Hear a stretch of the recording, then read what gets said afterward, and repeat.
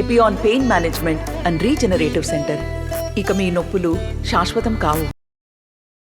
తెలంగాణ అసెంబ్లీలో రాష్ట్రం మొత్తం కూడా కొల్లాపూర్ వైపు చూసింది. ఎందుకంటే కొల్లాపూర్ నియోజకవర్గం నుంచి బర్రెలక్క అలియా శిరీష అనే అమ్మాయి పోటీలో ఉందనేటటువంటి నేపథ్యంలో పూర్తిగా రాష్ట్ర వ్యాప్తంగా చర్చకు తావిచ్చినటువంటి బర్రెలక్క అలియా శిరీష ప్రస్తుతం పార్లమెంట్ ఎన్నికలు కొనసాగుతున్న నేపథ్యంలో పార్లమెంట్ ఎన్నికల్లో సైతం నేను ఎంపీ అభ్యర్థిగా బరిలో ఉంటా అంటూ నేడు నాగర్ కర్నూల్ కలెక్టరేట్ దగ్గర నామినేషన్ వేశారు. ప్రస్తుతం మనతో పాటు శిరీష ఉన్నారు. శిరీషతో మరిన్ని విషయాలు మాట్లాడదాం.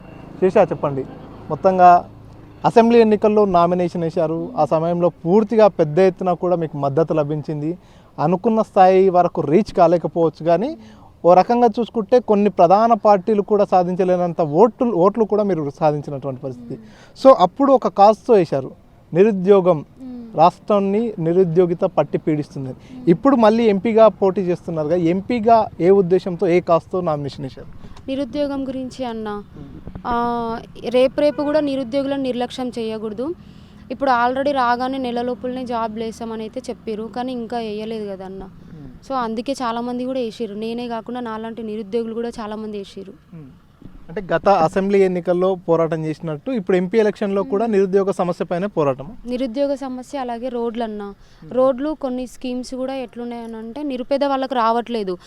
వాళ్ళ కింద తిరిగే కార్యకర్తలు, ఎంపీ కానీ ఎమ్మెల్యే కానీ వాళ్ళు ఉంటారు కదా, వాళ్ళకు అనుసంధానంగా కొంచెం ఉండే వాళ్ళకి ఇస్తున్నారు. అట్లా కాకుండా ఎవరైతే దానికి ఎలిజిబుల్ ఉంటారో నిరుపేద వాళ్ళకే రావాలి. అంటే ప్రభుత్వం ఏర్పడి కేవలం 4 నెలల సమయం, చాలా కొద్ది సమయమే అయింది కదా, ఇంకా చాలా టైం ఉంది. ఇప్పుడిప్పుడే సెట్ అవుతున్న ప్రభుత్వం అని చెప్తున్నారు కదా. సెట్ అవుతున్న ప్రభుత్వం ఏమన్నా మొన్న జాబ్స్ ఇచ్చింది కదా, ఇచ్చినప్పుడు కొన్ని పోస్టులు పెంపుదల చేయొచ్చు కదా. పోయిన గవర్నమెంట్ వేసిన పోస్టులన్నీ మళ్ళీ ఇప్పుడు అవే వేసి జస్ట్ ఎగ్జామ్ డేట్స్ ఒకటే ప్రకటించారు. మళ్ళీ కొన్ని పోస్టులు పెంపొచ్చు కదా, ఎందుకు పెంపలేదు? సో మొత్తానికైతే ఇప్పుడు కూడా నిరుద్యోగ సమస్య, యువకులకు సంబంధించిన సమస్యతో పాటు రోడ్ల సమస్యలు, ఇతరత్ర సమస్యలు అంటారు. సో మరి ఎట్లా ఉండబోతుంది? అప్పుడంటే మీరు నామినేషన్ వేసిన వెంబడి తెలుగు రాష్ట్రాల మొత్తం నుంచి కూడా పెద్ద ఎత్తున మీకు నీ వెనకాల నిలిచారు, చాలామంది వచ్చారు. సో ఇప్పుడు కూడా అటువంటి పరిస్థితి రిపీట్ అయ్యే అవకాశం ఉందా? వస్తారనే అనుకుంటున్నా. ఆల్రెడీ నేను అప్పుడంటే నాకు అంత టీం ఫామ్ అయ్యి లేకుండా ఇప్పుడు టీం ఉందన్నారు, టీంని జనరేట్ చేసుకోగలిగిన. సో ఇప్పుడు కూడా వస్తామంటున్నారు చాలామంది తమ్ముళ్ళు, అక్క వాళ్ళు కూడా మేము వస్తామనేసి అంటున్నారు. సో ఇప్పుడు నాగర్ కర్నూల్ నియోజకవర్గం నుంచి మొత్తానికి ప్రధాన పార్టీలకు సంబంధించి 3 అభ్యర్థులు కూడా హోరాహోరీ ఫైట్ ఇస్తున్నారు. ఆ 3 కూడా రాజకీయాల్లో సీనియరే, అన్ని రకాలుగా వాళ్ళు చాలా హేమాహీమిలు అని చెప్పుకోవచ్చు. వాళ్ళని తట్టుకొని ఎట్లా ముందుకెళ్తారు? పోయినసారి అసెంబ్లీ ఎలక్షన్లో కూడా తట్టుకొని నిలబడగలిగిన కదన్న, వాళ్ళు కూడా పెద్ద వాళ్ళే కదా. సో ఇప్పుడు కూడా తట్టుకోగలుగుతా. అంటే అప్పుడు జరిగిన అసెంబ్లీ ఎన్నికల్లో చాలా వరకు బర్లక్క ఓట్ల కంటే ఎక్కువ డబ్బులు సంపాదించుకుంది. అప్పుడు డబ్బులు వచ్చాయి కాబట్టి ఇప్పుడు కూడా మరొకసారి నామినేషన్ వేస్తే ఎవరైనా డోనర్స్ వస్తారేమో అనేటటువంటి ఆలోచనతోనే నామినేషన్ వేస్తుంది అనేది బయట కొంతమంది చేస్తున్న ప్రచారం. నేను అడిగిన నాన్న, ఇప్పుడు డబ్బులు అయితే నేను వేయండి అని అయితే అడగలేదు కదా. నా బాధ లేదని పడితే నాకున్న డబ్బులతోనే నేను అడ్జస్ట్లో ప్రచారం చేసుకుంటా అని చెప్పినా, కానీ డబ్బులు అయితే అడగలేదు కదా. సో అంటే ఇప్పుడు కూడా అదే కాన్సెప్ట్తో నామినేషన్ వేసారని కొంతమంది విమర్శిస్తున్నారు. దానికి మీ సమాధానం ఏంది? అందుకేసారా, సమస్యల కోసము సమస్యల్ని ప్రభుత్వం దృష్టికి తీసుకెళ్లేందుకు వేసారా? సమస్యల కోసమే, సమస్యల్ని ప్రభుత్వం దృష్టికి తీసుకెళ్ళడానికి వేసినా, కానీ డబ్బు కోసం అయితే ఏం వేయలేదు. అంటే అప్పుడు మీరు సింగిల్గా ఉన్నారు, వివాహం కాలేదు, కేవలం మీ ఇంట్లో మీ అమ్మ ఒప్పుకుంటే చాలనేటటువంటి పరిస్థితి. ఇప్పుడు పెళ్ళి అయింది, మీ హస్బెండ్, మీ అత్తగారి కుటుంబం వారంతా ఏమంటున్నారు? రాజకీయాల్లోకి మళ్ళీ రావడం, ఎంపీగా పోటీ చేయడం అంటే ఏం చెప్తారు? వాళ్ళకి కూడా పొలిటికల్ లైఫ్ అంటే ఇష్టం, మా హస్బెండ్కి కూడా పొలిటికల్ లైఫ్ ఇష్టం. సో ఆయన నాకు సపోర్ట్ చేస్తున్నాడు. అంటే ఇంత పోటీ చేశారు, గతంలో కూడా అనేక ఆటుపాట్లు ఎదురయ్యాయి, అనేక విమర్శలు చేశారు, ఆరోపణలు చేశారు. ఒకానొక సందర్భంలో మీ తమ్ముడిపై దాడి కూడా చేసేటటువంటి పరిస్థితి ఎదురైంది. సో మళ్ళీ ఇప్పుడు కూడా అటువంటి పరిస్థితులు ఉండొచ్చు కదా, మరి మీకు అప్పుడు ఏం భయం కానీ అటువంటి ఇబ్బంది కానీ జరగలేదు? భయం అనేది ఏం అనిపిస్తలేదన్న. ఇంకా అప్పుడు దాడి జరిగిందంటే వాడిని ఒక్కరిని వెనకాల వదిలిపెట్టి గిన్నెలు తీసుకురమ్మని చెప్పినాము. సో అప్పుడు ఒక్కడు ఉన్నాడని చెప్పేసి దాడి చేసిరు. సో ఇప్పుడు అట్లా లేకుండా కొంచెం గుంపులుగా ఉండడానికి ప్రయత్నిస్తాం. సో అంటే ఇప్పుడు మొత్తానికి పెళ్ళి అయిపోయిన తర్వాత మళ్ళీ ఎంపీగా పోటీ చేస్తున్నటువంటి పరిస్థితి, ఎందుకు మీ హస్బెండ్తో కూడా చర్చించారు కదా, ఏదైనా పార్టీ నుంచి కాకుండా మళ్ళీ ఇండిపెండెంట్గానే పోటీ చేయాలనే ఆలోచన ఎందుకు వచ్చింది? ఇండిపెండెంట్గానే చాలామంది లైక్ చేస్తున్నారు కదా అన్న నన్ను. ఏ పార్టీలకు వెళ్ళి పోతే అసలు ఈమె కూడా డబ్బులు తీసుకున్నది అందుకే అటు వెళ్ళిపోయింది అది ఇదని మళ్ళీ స్టార్ట్ చేస్తారు నిందలు. ఎందుకంటే చాలామంది జనాలు నన్ను ఇండిపెండెంట్గానే ఇష్టపడుతున్నారు కాబట్టి నేను ఇండిపెండెంట్గానే వేయాల్సి వచ్చింది. అంటే బర్రెలక్క ఎంపీగా పోటీ చేస్తుంది అనేది మొదటి నుంచి ఉన్నటువంటి ప్రచారం. ఎందుకంటే అసెంబ్లీ ఎన్నికల ఫలితాల సమయం నుంచి కూడా మీరు కూడా చెప్పుకుంటూ వస్తున్నారు ఖచ్చితంగా ఎంపీగా నేను బరిలో ఉంటాను. సో మరి ఇప్పుడు చాలా వరకు ప్రచారం అయింది మీరు ఎంపీగా పోటీ చేస్తున్నప్పుడు మల్కాజ్గిరి కావచ్చు, ఇంకో చోట కావచ్చు బర్రెలక్క పోటీ చేస్తుంది. అవన్నీ వదిలేసి సిటీ సరౌండింగ్స్ వదిలేసి నాగర్ కర్నూలు నుంచే పోటీ చేయాలని ఎందుకు అనుకుంటున్నాను? అంటే ఫస్ట్ నేను మేడ్చల్ మల్కాజ్గిరి అని స్టార్టింగ్ నుంచి అదే ఉన్నదన్న, కానీ మాకు అదంతా తెలిసిన ఏరియా కాదు. అక్కడికి తెలుసుకోవడానికి మేము ట్రై చేసినాం కానీ మాకు వీలు అవ్వట్లేదు, అంత పెద్దది కదా. సో దానికి ఇంకా పెద్ద టీం ఉండాల్సి వస్తుంది. అంత టీం అంతా మాకు ఫామ్ అవ్వలేదు. సో టీం ఫామ్ అయితే మేము అక్కడే వేద్దామనేసి అనుకున్నాము. సో టీం ఫామ్ అవ్వలేదు, మాకు ఇబ్బంది అవుతుంది. ఇక్కడ మా అత్తమ్మ వాళ్ళు మా మమ్మీ వాళ్ళు అక్కడ వచ్చి ఉండడానికి కూడా సొంతం ఇల్లు లేదు, రెంట్ హోమ్లలో ఉండాలంటే కొంచెం ఇబ్బందే మాకు. సో ఇంకా వద్దు, ఇక్కడ వేస్తే బాగుంటుంది. ఇక్కడ మా హస్బెండ్ వాళ్ళ ఫ్యామిలీ చాలా పెద్ద ఫ్యామిలీ, సో వాళ్ళు కూడా వస్తారు ప్రచారంకి. ఇంకా అక్కడ ఏజెంట్గా తిరిగే మా హస్బెండ్కి కానీ ఏజెంట్గా ఉండే వాళ్ళకి కానీ కొంచెం ఇబ్బంది అవుతుంది. నెక్స్ట్ కొంచెం ఇంకా పెద్ద టీం ఫామ్ చేసి నెక్స్ట్ అక్కడ వేస్తే బాగుంటుంది అని ఆలోచించుకొని ఇక్కడ వేయాల్సి వచ్చింది. ఇక్కడ తెలిసిన ఏరియా అన్న మనకి, కొంచెం మేము చిన్నప్పటి నుంచి తిరిగిన ఏరియా కాబట్టి ఇక్కడ ఉంటే మాకు కొంచెం కంఫర్ట్గా ఉంటుంది అనేసి ఇక్కడ వేయాల్సి వచ్చింది. అంటే నాగర్ కర్నూలు పార్లమెంట్ పరిధిలో 7 అసెంబ్లీలు ఉన్నాయి. కొల్లాపూర్ అసెంబ్లీ మొత్తం కూడా మీరు ఇదివరకే ఎమ్మెల్యేగా ఉన్నప్పుడు తిరిగారు, కొంత గ్రిప్ ఉంది. కానీ ఇప్పుడు మిగతా 6 అసెంబ్లీ సెగ్మెంట్లలో కూడా బర్రెలక్క పోటీ చేస్తుంది, ఇండిపెండెంట్గా పోటీలో ఉంది అనేటటువంటి అంశాన్ని తీసుకెళ్ళాలి. మీరు ఏదైతే గెలిస్తే కానీ మీరు కొన్ని హామీలు ఇస్తుంటారు అవన్నీ ప్రజలకు చేరవేయాలంటే ఎట్లా, సోషల్ మీడియా వేదికనా లేకపోతే ప్రతి ఊరు తిరిగే ప్లాన్ ఏమైనా ఉందా? ప్రతి ఊరు అంటే ఇక ఎప్పటి నుంచి తిరుగుతున్న వల్లనే కావట్లేదు కదన్న. పార్టీ గుర్తులు అనేవి ఎప్పటి నుంచో ఉంటాయి, వాళ్ళ వల్లనే 7 నియోజకవర్గాలు తిరగడం కావట్లేదు. సో సోషల్ మీడియా అలాగే నాకు వీలైనన్ని తిరుగుతూనే ఉంటా. ఒక చిన్న ప్లాన్ అయితే ఉంది, ఆ ప్లాన్ ద్వారా అయితే మ్యాక్సిమం అన్ని విలేజ్లు కవర్ చేయగలుగుతా. అసెంబ్లీ ఎన్నికల్లో పోటీ చేసిన అనుభవం మీకు ఉంది కాబట్టి ఇప్పుడు ఎట్లా ముందుకెళ్ళాలి, ఇంకా ఎన్ని డేస్ ఉన్నాయి, ఎక్కడెక్కడ అదంతా రూట్ మ్యాప్ కావచ్చు అదంతా ప్లాన్ చేసుకున్నా. ఎవరెవరు ప్లాన్ చేశారు? నేను, మా హస్బెండ్, మా అత్త, మా మమ్మీ, ఇంకా కొంచెం చిన్న టీం ఉంది, మేమందరం కలిసి ప్లాన్ వేసుకున్నాం. అప్పుడు కూడా అసెంబ్లీ ఎన్నికల సమయంలో ఒక మేనిఫెస్టోను కూడా మీరు రూపొందించడం జరిగింది. ఇప్పుడు కూడా అటువంటి మేనిఫెస్టో ఏమైనా రెడీ చేశారా? ఆ మేనిఫెస్టో అయితే నేను రెడీ చేసుకున్నా. అంటే ఇప్పుడు 7 నియోజకవర్గాలు కాబట్టి ఒక్కొక్క నియోజకవర్గం నుంచి ఒక చిన్న టీంని అయితే ఫామ్ చేసుకోగలిగిన. ఆ నియోజకవర్గంలో ఏం ప్రాబ్లమ్స్ ఉన్నాయి మెయిన్గా అనేది వాళ్ళు క్యాలిక్యులేట్ చేసి నాకు పంపిస్తామన్నారు. అవన్నీ పంపగానే వాటిని ఒక మేనిఫెస్టోగా ప్రిపేర్ చేసుకుంటా. ఇప్పుడు నేను ప్రిపేర్ చేసుకుంటే నేనే హ్యాపీగా ఉంటా, అవి క్లియర్ అయితే. సో వాళ్ళు కదా హ్యాపీగా ఉండాల్సింది, సో వాళ్ళ ప్రాబ్లమ్స్నే మేనిఫెస్టోగా మలుచుకుంటా. గత అసెంబ్లీ ఎన్నికల్లో దాదాపు మీకు 5,700 పైచిలకు ఓట్లు, 725 అనుకుంటా అన్ని ఓట్లు వచ్చాయి. మరి ఇప్పుడు పార్లమెంట్ ఎలక్షన్, ఇప్పుడు ఓటర్ల సంఖ్య కూడా ఎక్కువగా ఉండేటటువంటి అవకాశం ఉంది. ఎంత మేర అంటే విజయం మాట పక్కకెడితే ఎంత మేర ఓట్లు సాధించే అవకాశం ఉంది? దగ్గర 1,00,000 పైనే వస్తాయి అనుకుంటున్నాను. ఎక్స్పెక్టేషన్ ఉంది. అంటే ఇప్పటి వరకు మీరు ఎమ్మెల్యేగా అయిపోయిన తర్వాత పోటీ చేసిన తర్వాత కూడా చాలా సందర్భాల్లో ప్రజల్ని కూడా కలుస్తూ వచ్చారు. చాలా సందర్భాల్లో చూసాం మేము ఈ స్టేటస్లు కావచ్చు అవన్నీ కూడా.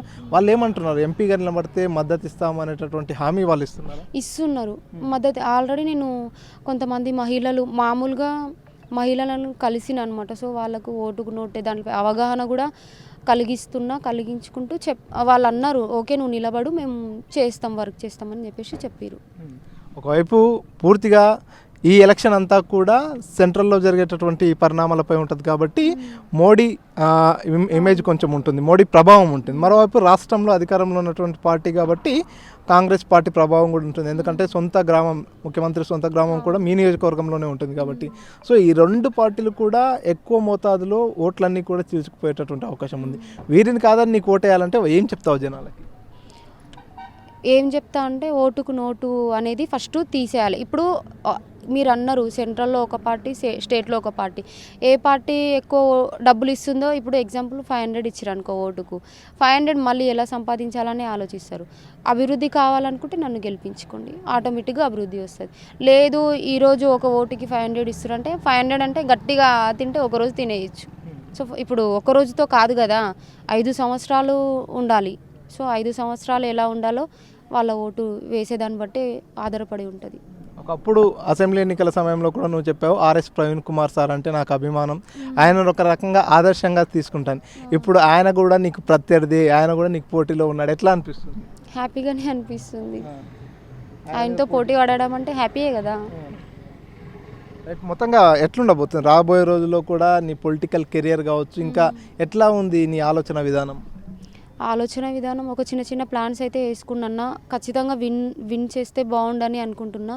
ఎందుకంటే చాలామంది మామూలుగా మీరు చూసిన కాడికైనా అసెంబ్లీలో కానీ పార్లమెంటులో కానీ ఇండిపెండెంట్గా విన్ అయిన వాళ్ళు చాలా తక్కువ ఉన్నారు. పార్టీ పరంగానే వాళ్ళు ముఖం తెలియకుండా జస్ట్ పార్టీ పరంగా నామినేషన్ వేస్తే విన్ అయిపోయారు అంతే. ఇంకా ఎందుకంటే ఈ పార్టీ నిలబడరు, ఓకే విన్ చేసేద్దాం అంతేగాని ఇండిపెండెంట్గా చాలామంది ఉన్నారన్న. ఇప్పుడు ఎమ్మెల్యే కానీ ఎంపీ కానీ నిలబడ్డకు ఈయనకి ఇంత డబ్బు ఉంది, ఓకే ఈయన గెలిస్తే మా సమస్యలు పరిష్కరిస్తారు. ఆల్రెడీ పోయిన ఎలక్షన్లకి ఈ ఎలక్షన్లకి 2,000 కోట్లు ఉన్న ఆస్తులు 4,000 కోట్లు అయినాయి, 4,000 ఉన్నాయి 8,000 కోట్లు అయినాయి. కోట్లకు సంపాదించుకుంటారు కానీ ప్రజల సమస్యలు అయితే సాల్వ్ అవ్వట్లేదు. ఒక నిరుపేద కుటుంబం నుంచి వచ్చిన నన్ను కూడా చేయండి, ఇక్కడ నిలబడ్డ వాళ్ళకి నాకంటే నిరుపేద వాళ్ళు ఉంటే వాళ్ళకంటే నేను ఎవరు నిరుపేద అనేది అది చూసుకొని వేస్తే, ఎందుకంటే నిరుపేద వాళ్ళకి తెలుసు ఆ కష్టాలు అనుభవించుంటారు. సో నాలా కష్టాలు అనుభవించొద్దు అనేది ఆలోచిస్తారు. సో ఎక్కువ డబ్బున్న వాళ్ళకి కాకుండా ఎవరు పేదవాళ్ళు ఉండరో వాళ్ళకి వేస్తే ప్రజల సమస్యలు అనేది తెలుస్తుంది. కాబట్టి వాళ్ళు అలాంటి సమస్యలు రాకుండా చేయగలుగుతారు అనేది నా ఆలోచన. అది కూడా నిజమే కదన్న. సో కొన్ని సింబల్సే కాకుండా అక్కడ ఓటు వేసేటప్పుడు జస్ట్ పోయి కళ్ళు మూసుకొని ఈ నెంబర్ పైన వేయకుండా కింద నుంచి పైనకి ఒకసారి చూడండి. నువ్వు తొందర ఈ టైంలో అనేది అయితే చెప్పరు కదా, ఓటు 1 నిమిషంలో వేసి రావాలని టైమింగ్ అయితే పెట్టలేదు. పైనుంచి కిందికి ఒక్కసారి మీరు చూడండి, అక్కడ మనుషుల పేర్లు ఉంటాయి. సరే ఎవరు మంచిగా అనిపిస్తారు అనేది చూసి ఓటు వేయండి. సో మాలాంటి ఇండిపెండెంట్లో కూడా ఒకసారి అవకాశం ఇస్తే బాగుంటుంది. గత అసెంబ్లీ ఎన్నికల సమయంలో పూర్తిగా జేడీ లక్ష్మీనారాయణ గారు కావచ్చు, అశోక్ సార్ కావచ్చు, చాలామంది కూడా మీకు కొంతమంది మేధావులు కూడా మద్దతు ఇచ్చారు. ఇప్పుడు మీరు మళ్ళీ ఎంపీగా బరిలో ఉంటున్న విషయం వాళ్ళతో డిస్కస్ చేశారా? వాళ్ళ నుంచి ఎట్లాంటి రెస్పాన్స్ వచ్చింది? ఎక్కడి నుంచి పోటీ చేయమని వాళ్ళు ఇచ్చిన మీకు? చాలా వరకు అయితే మేడ్చల్ మల్కాజ్గిరి అన్నారన్న, ఎందుకంటే అక్కడ ఎడ్యుకేటెడ్ పీపుల్స్ ఉంటారు, కొంచెం నీ బాధ అనేది వాళ్ళకి అర్థమవుతుందని చెప్పారు. కానీ నాకు ఇబ్బంది అవుతుందన్న అక్కడ. సో ఇక్కడ కూడా నా బాధ అర్థమవుతుంది. ఆల్రెడీ చాలామంది నేను అచ్చంపేట కానీ కల్వకుర్తి కానీ అక్కడ వెళ్ళిన మొన్న దాకా వనపర్తి అక్కడ వెళ్ళినప్పుడు కూడా నువ్వు ఎంపీగా నిలబడి ఇక్కడనే నిలబడమ్మా, ఎక్కడో నిలబడితే ఎందుకు, ఇక్కడ నిలబడితేనే మా పిల్లని మేము ఆదివారంతో వేసుకుంటాం కదా, సో ఇక్కడనే నిలబడనేసి అని అన్నారు. సో ఇక్కడ నాకు కొంచెం గ్రిప్ ఉంది కాబట్టి ఇక్కడ వేస్తేనే బాగుంటుంది అనేది అని అన్న. So Ashok sir, JD sir వీళ్ళందరూ కూడా వేయమ్మా నువ్వు ఎక్కడ వేసినా కానీ మేము ఖచ్చితంగా అప్పుడే మీకు చెప్పినాం సపోర్ట్ చేస్తామని, నువ్వు ఎక్కడ వేసినా ఏడేసినా కానీ మేము ఖచ్చితంగా నీకు సపోర్ట్ చేస్తామని చెప్పేసి చెప్పారు. జేడీ సార్ కూడా ఒక కొత్త పార్టీ పెట్టారు కదా, మరి ఆ పార్టీ నుంచి ఏమన్నా ఆయన ఆఫర్ చేయలేదా, మీరు అడగలేదా? నేను అడగలేదు, సార్ కూడా ఏమనలేదు. నేను ఇండిపెండెంట్గా నిలబడతాను చాలాసార్లు అన్నా కదా, సో అలాగే నిలబడుతుంది అనేసి సార్ నన్ను అడగలేదు.